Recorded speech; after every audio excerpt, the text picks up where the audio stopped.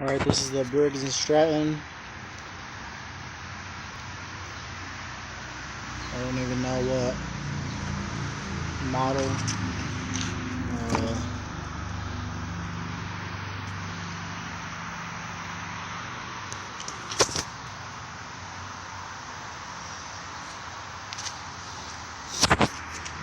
Anyway, this machine didn't have spark.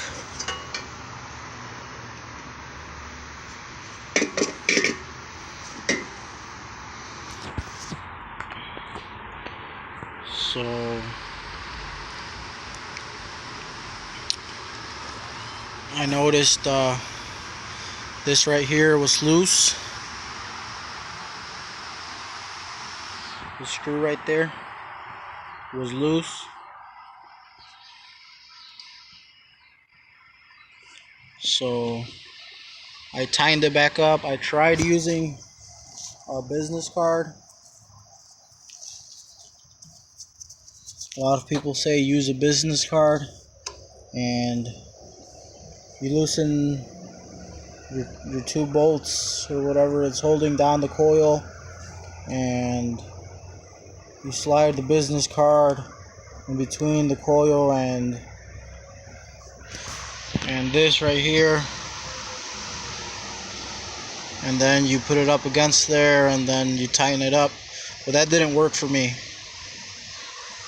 The gap was, I'm guessing, too big, and just visibly looking at it, it looked too big.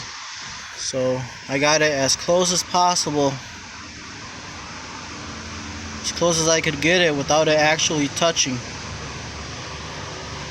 on both sides, and then I tightened it up, and now I have spark.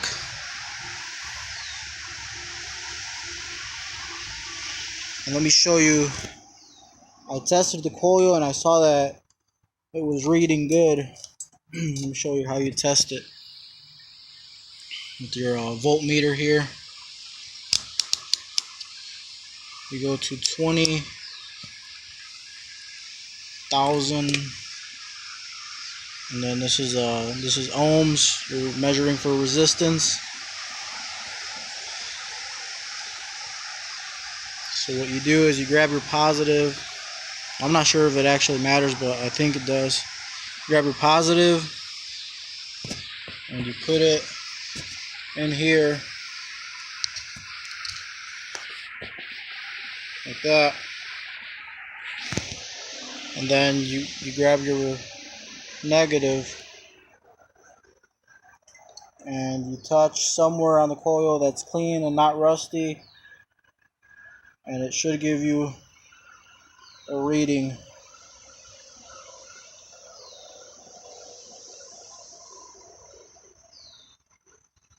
And that's pretty high. I don't know why it's giving me that. There you go. That's, I guess I wasn't it's kind of rusty, so that's why it's fluctuating more maybe. That looks more like, that's good right there. After scraping a little on here with this, I got the 5.49. That's good. That's what you want. You want anywhere from, like, they say 3 to 5 something, 5.5 or something like that. If it doesn't read anything, if it reads 0, then you know it's bad.